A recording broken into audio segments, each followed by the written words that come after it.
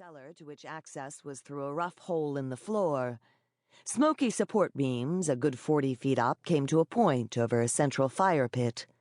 The pit itself was a round, raised affair, with vent holes to draw the cold floor air in by way of simple convection. When it got going, it made a comfortable spot for reading, and when fatigue brought me down, Al let me nap on the benches bracketing it. Mr. Fish, my beta, swam in his little bowl on the mantel of the smaller fire in the fireplace. I don't know why I'd brought him from home. It had been Ivy's idea, and when an anxious vampire tells you to take your fish, you take your fish. Al cleared his throat, and I jumped, fortunately having pulled my quill from the parchment an instant before. Done. Thank God. Good?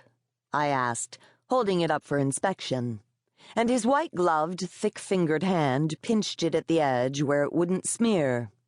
He eyed it, my tension easing when he handed it back. Passable. Now the bowl. Passable. That was usually as good as it got, and I set the painstakingly scribed bit of paper beside the unlit candle and green bottle of aura, taking up Al's favorite scribing knife and the palm-size earthen bowl. The knife was ugly, the writhing woman on the handle looking like demon porn. Al knew I hated it, which is why he insisted I use it. The gray bowl was rough in my hand, the inside inscribed with scratched-off words of power. Only the newly scribed name I was etching would react. The theory was to burn the paper and take in the man's name by way of air, then drink water from the bowl, taking in his name by water. This would hit all four elements, earth and water with the bowl, air and fire with the burning parchment. Heaven and earth with me in the middle, yippee-skippy. The foreign-looking characters were easier after having practiced with the parchment, and I had it scratched on a tiny open space before Al could sigh more than twice. He'd taken up the bottle of aura, frowning as he gazed into the swirling green. "What?" I offered, trying to keep the annoyance from my voice. I was his student, sure, but he would still try to backhand me if I got uppity. Al's brow furrowed, worrying me even more. "I don't like this aura's resonance," he said softly, red eyes probing the glass pinched in his white-clad fingers. I shifted my weight on my padded chair, trying to stretch my legs. And? Al's focus shifted over his glasses to me. "It's one of Newt's." "Newt?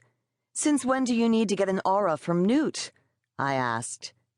No one liked the insane demon, but she was the reigning queen of the Lost Boys, so to speak, and knew everything, when she could remember it. "Not your concern," he said, and I winced, embarrassed. Al had lost almost everything in his effort to snag me as a familiar, ending up with something vastly more precious, but broke just the same. I was a witch. But a common, usually lethal genetic flaw had left me able to kindle their magic. Al's status was assured as long as I was his student, but his living was bleak.